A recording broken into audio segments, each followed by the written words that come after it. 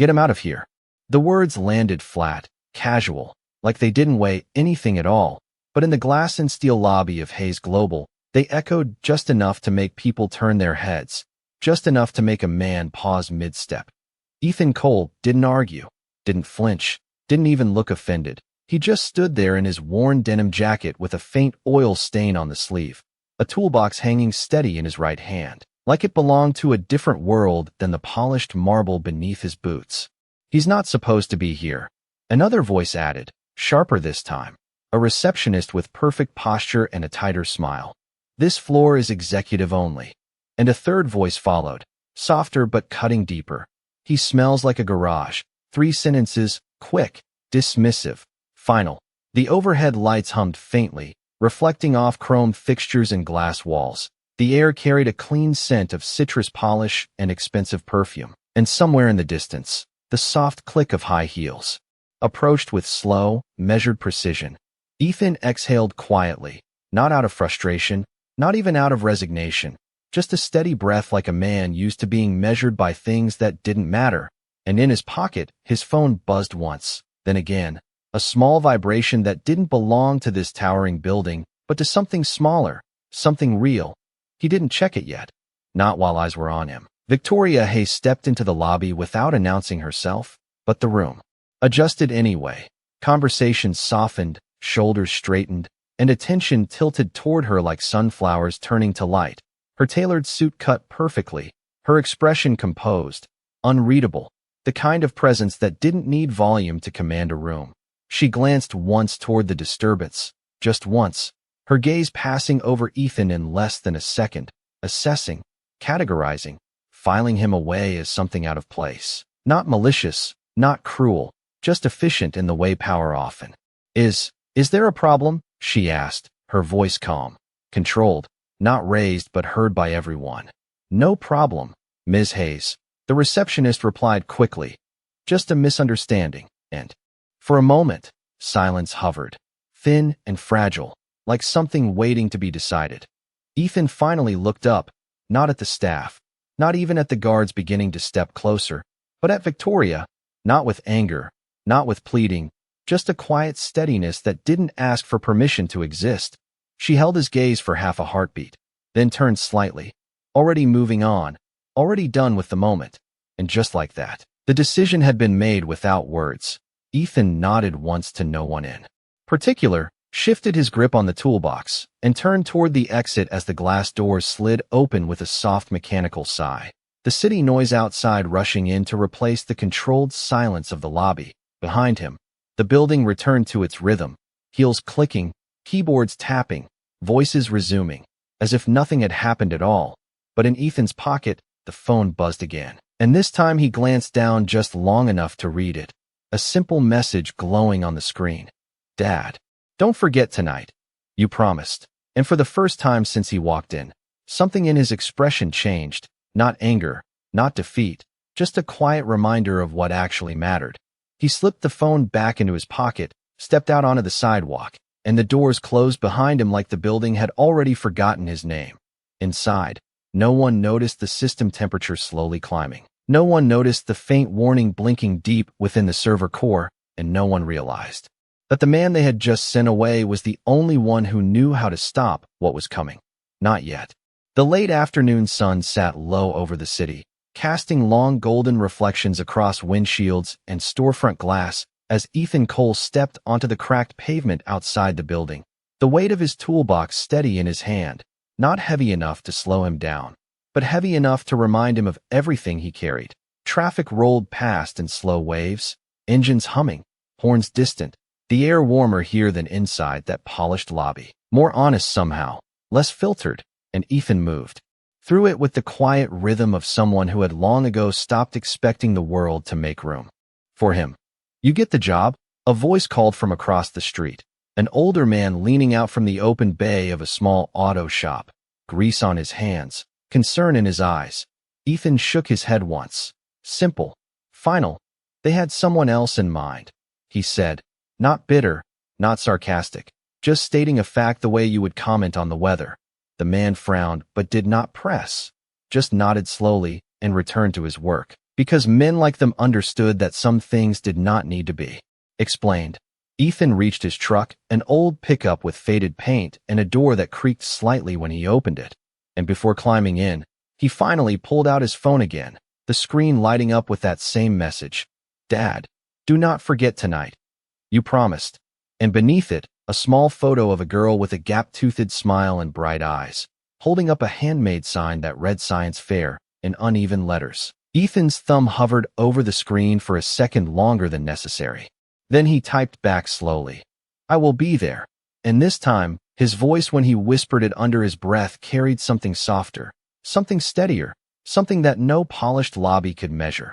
Inside the Hayes Global building, the atmosphere had shifted in a way that no one could quite name.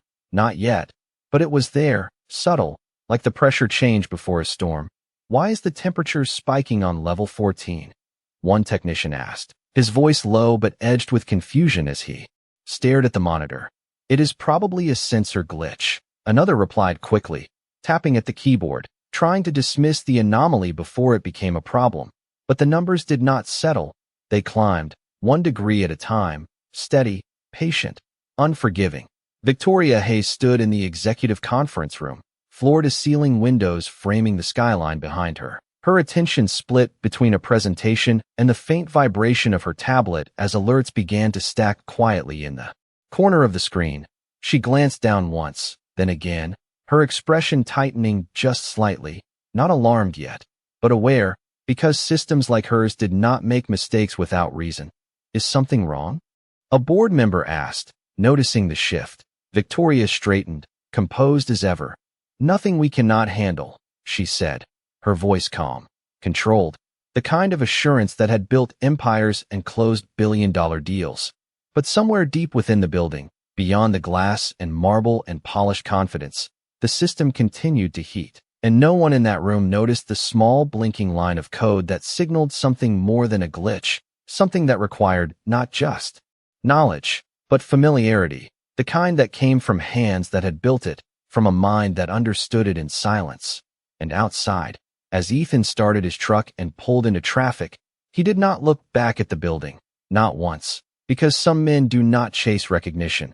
They carry their dignity forward, even when the world chooses not to see it.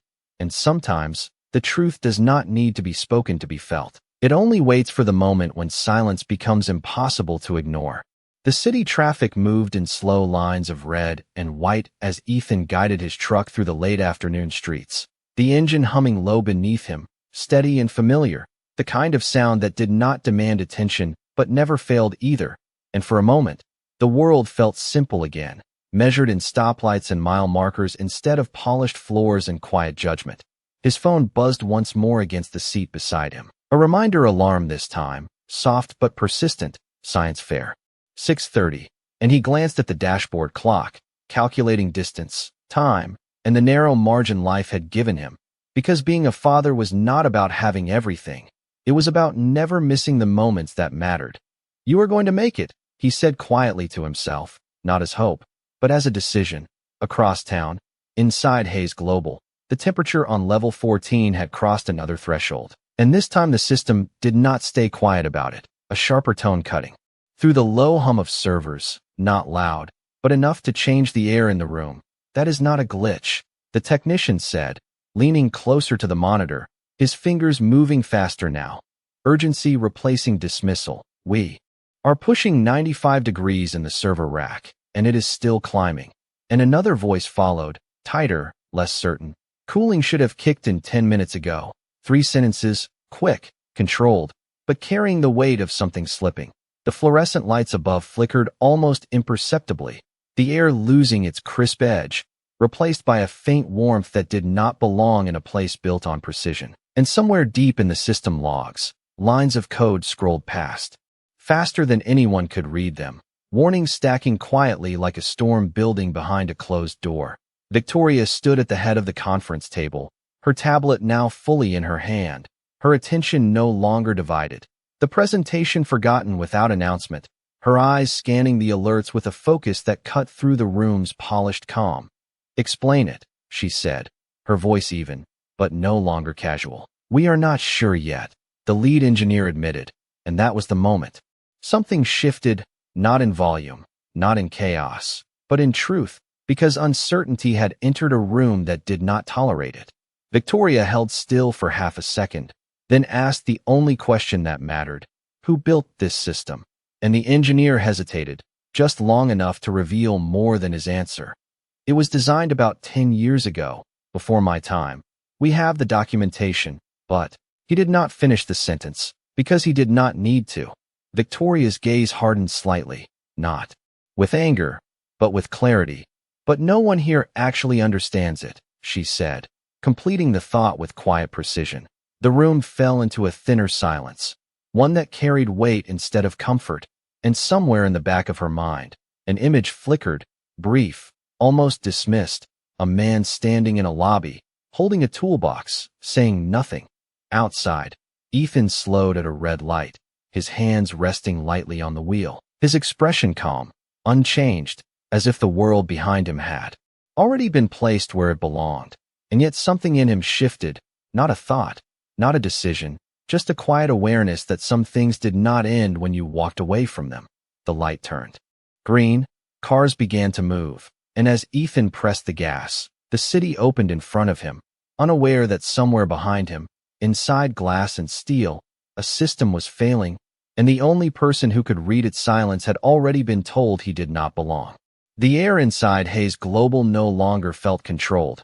It felt watched, like every degree of rising heat was counting down to something no one wanted to name, and the hum of servers had shifted from background noise to a presence, low and steady, but impossible to ignore.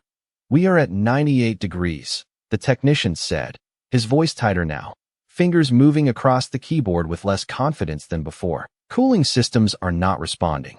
And another voice followed, quicker, sharper. "Override the system." A pause, then, "I am trying." 3 exchanges, fast, clipped, each one revealing less control than the last. The room that had once felt like precision now carried tension in the air itself, warm, subtle, but growing, and Victoria stood still at the center of it, her posture unchanged, her expression composed, but her mind moving faster than anyone else in that room. She stepped closer to the main console, eyes scanning the data, not for noise, but for pattern, for intention, because systems like this did not fail randomly. They failed in ways that revealed who understood them and who did not. "Show me the original architecture," she said, her voice calm, but absolute. The engineer hesitated, then pulled up an older file, layers of design, code, and structure unfolding across the screen, complex, deliberate, built by someone who did not expect shortcuts. Victoria leaned in slightly, her eyes narrowing, and for a brief moment, something unfamiliar crossed her expression, not confusion, not doubt, but recognition without a name. "This is not standard," she said quietly, more to herself than to the room.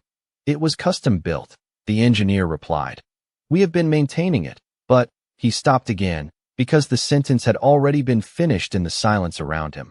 Victoria straightened, her gaze steady now, sharper, more focused. "Maintenance is not the same as understanding," she said, and the words did not accuse, they clarified.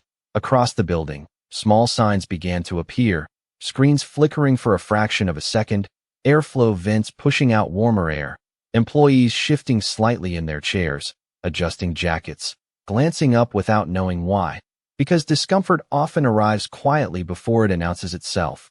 "We need to shut it down," one of the senior staff suggested, his voice controlled but edged with urgency.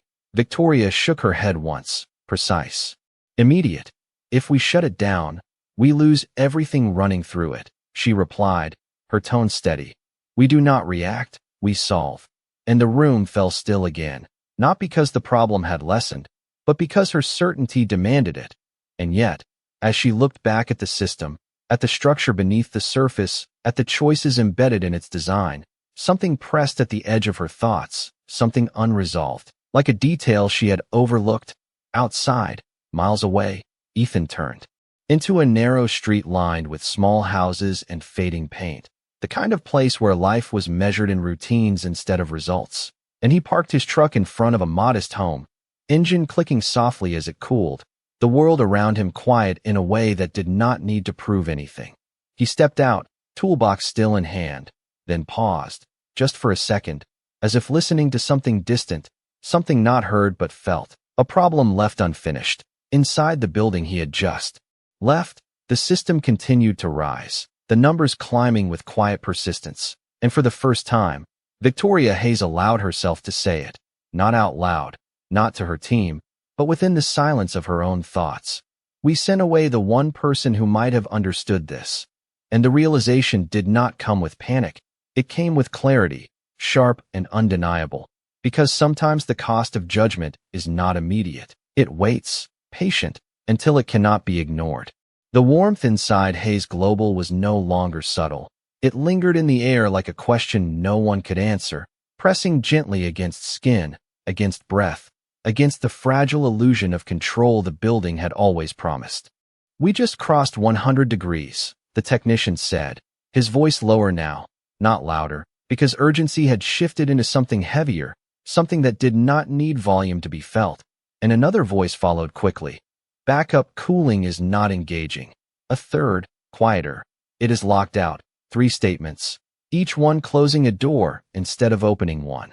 Victoria stood motionless for a moment, her eyes fixed on the system architecture still glowing on the screen, lines of design that no longer felt abstract, but intentional, precise, built by someone who expected this exact moment to come and had already written the answer into the structure itself. "There is a manual pathway," she said, her tone steady, her mind aligning pieces that others had not even seen. "Find it." And the engineers moved, faster now, not with confidence, but with direction, because certainty, even borrowed, was better than confusion. Across the office floors, employees began to notice. Jackets came off, sleeves rolled up, conversations paused mid-sentence as a quiet discomfort spread. Not panic, not yet, just awareness, the kind that grows before it speaks. "If we do not stabilize within 10 minutes, we risk a full system shutdown," someone said from the back of the room, and the words hung there, not dramatic, not exaggerated, just true. Victoria did not respond immediately, not because she did not hear it, but because she was already somewhere else, replaying a moment that had seemed insignificant only minutes ago, a man standing in a lobby, quiet, steady, unbothered by judgment, carrying something more than a toolbox. "Who approved the external contractor this afternoon?" she asked suddenly, her voice cutting clean through the noise, and the room stilled again, not out of fear, but because the question mattered. The receptionist's voice came through the intercom, hesitant now, less certain than before. "He was not approved. He did not meet the criteria." A pause then. Softer, "We asked him to leave." And in that pause, everything shifted, because the answer was no longer about protocol. It was about consequence. Victoria closed her eyes for the briefest second, not in frustration, not in regret, but in clarity, the kind that arrives without permission. "Find him," she said, her voice calm, but no longer distant. "Now." And the command carried something new, not authority, but urgency grounded in truth. Outside, Ethan stepped into his home, the door closing softly behind him, the scent of something simple and warm filling the air, and from the kitchen, a small voice called out, "Dad, you are early." And he smiled, setting his toolbox down by the door, the weight leaving his hand but not his presence. "I told you I would be here," he replied, his voice steady, real, the kind that did not need to prove itself. His daughter ran toward him, light footsteps on wooden floors, and for a moment, the world narrowed to something smaller, something quieter, something that mattered more than any building made of glass and steel. His phone buzzed again on the counter, once, then twice, then a third time. But Ethan did not reach for it immediately, because some moments are not meant to be interrupted. Some silences are meant to be kept. Back at Hayes Global, the system continued to climb, numbers rising with quiet determination, and for the first time, the building felt less like a symbol of control and more like a question waiting for an answer, one that had already walked out the door, unrecognized, dismissed, and now, finally, needed. "Pick up the phone. We have called 3 times. He is not answering." The voices stacked quickly inside the control room. each one sharper than the last, but still controlled, still trying to hold on to the illusion that this was manageable, that this was temporary, that this was not already slipping beyond them. The temperature reading flickered again, then stabilized at 103 degrees, and this time no one spoke for a second longer than before. Because numbers like that did not leave room for interpretation. Victoria stood with her arms at her sides, her posture unchanged, but her focus had narrowed to a single point, a name that had not been important an hour ago, and now felt like the only answer in a room full of questions. "Find his information," she said, her voice steady, precise. "I want his number, his address, everything." And across the room, fingers moved faster, screens shifted, systems that had ignored him before now searching for him with urgency. Outside, in a small living room lit by a single warm lamp, Ethan sat at a modest table beside his daughter, a sheet of cardboard spread between them, markers scattered, a small model volcano standing slightly crooked but proud in its imperfection. "Do you think it will work?" she asked, her voice hopeful, eyes bright. "With something that had nothing to do with success and everything to do with belief." Ethan smiled softly, adjusting the edge of the cardboard. "It does not have to be perfect," he said. "It just has to be yours." And she nodded like that answer was enough, like it always had been. His phone rested face down on the table, vibrating again, once, then again, each call stacking on top of the last, silent but persistent. A world reaching for him while he chose something quieter. "Dad," she said after a moment, tilting her head slightly. "Your phone keeps buzzing." And Ethan glanced at it, just briefly, then back at her, his expression calm, grounded. "It can wait," he replied, not dismissive, not careless, just certain. Back inside Hayes Global, the urgency had begun to outpace control, not in noise, but in movement. Engineers shifting positions, voices lowering, decisions happening faster than explanations. "We found him," someone said suddenly, and every eye turned. Not dramatically, but with focus. Ethan Cole, independent contractor, listed under a third-party vendor system. A pause. Then, "We have his number." And Victoria stepped forward, holding out her hand without hesitation. "Give it to me," she said. The room stilled again, not because it had calmed, but because something had changed, the direction, the weight, the truth of where the solution actually lived. Outside, Ethan leaned back slightly in his chair, watching his daughter carefully pour baking soda into the small paper cone, her hands steady, her focus absolute, the kind of concentration that did not come from pressure, but from care. "Ready?" she asked, her voice soft but excited, and Ethan nodded. "Go ahead," he said. She poured the vinegar, and for a brief moment, nothing happened. Then slowly, the foam began to rise, gentle, imperfect, but real, and she laughed, a small, bright sound that filled the room in a way no system alert ever could. At that exact moment, Ethan's phone lit up again, this time with a direct call, no longer hidden behind unknown numbers, no longer patient. And the name attached to it did not mean anything to his daughter, but inside a building across the city, it meant everything. Victoria Hayes watched the call connect, her expression composed, but her eyes carrying something new, something quieter, something closer to truth, because for the first time that day, she was not calling someone she overlooked, she was calling someone she needed, and whether he answered or not would decide more than just a system. It would decide what silence meant next. "Answer it. We do not have time. Put it on speaker." The words came faster now, sharper, not loud but urgent, each one carrying the weight of a system that had already crossed the line from warning into consequence. And the temperature held steady at 105 degrees, no longer climbing quickly, but no longer safe either, a plateau that felt more dangerous than the rise itself. Victoria did not look at the room. She did not look at the screens. She looked only at the call as it rang. Once, twice, 3 times, each tone stretching. Longer than it should have, because silence on the other end was no longer neutral. It was deciding something. In a small living room miles away, Ethan's daughter clapped softly as the last of the foam settled on the cardboard, her smile wide, her eyes searching his face for confirmation. "It worked," she said, and Ethan nodded, a quiet pride in his expression. "It did," he replied, his voice calm, grounded. The kind of certainty that did not need applause. His phone continued to vibrate on the table, the screen lighting up again, and this time, he reached for it. Not quickly, not reluctantly, just at the exact moment he chose, turning it over and seeing the name, unfamiliar, but intentional. He let it ring one more time before answering, lifting it to his ear with the same steady presence he had carried all day. "This is Ethan," he said, simple, direct. Back inside Hayes Global, the room shifted without movement, every voice stopping at once. Every screen still active, but no longer the center of attention, because now the solution was no longer in the system. It was in the voice on the other end of that call. Victoria spoke, not loudly, not rushed, but with a clarity that cut through everything else. "This is Victoria Hayes," she said, a brief pause. Then, "We need your help." And the words did not carry pride. They carried truth.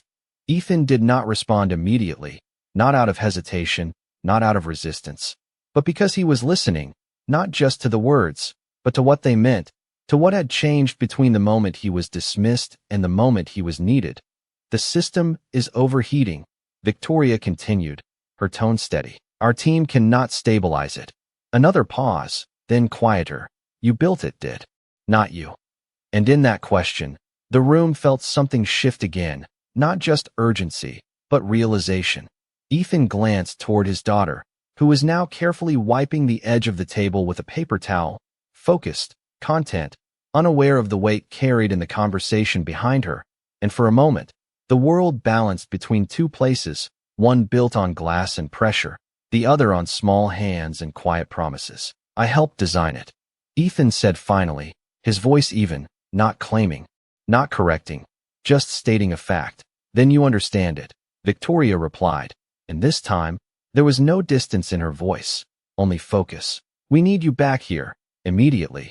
3 sentences, quick, direct, carrying urgency without demand. Ethan leaned back slightly in his chair, his gaze steady, his silence deliberate, not dramatic, not prolonged, just enough to remind everyone listening that time was not the only thing that mattered. "I can guide you," he said after a moment, his voice calm, "but I am not there." And the room on the other end tightened again, not in frustration, but in awareness, because guidance was not the same as presence. Victoria closed her eyes briefly, then opened them, her decision already made. "We will send a car," she said, "whatever it takes." And for the first time, the phrase did not sound like power.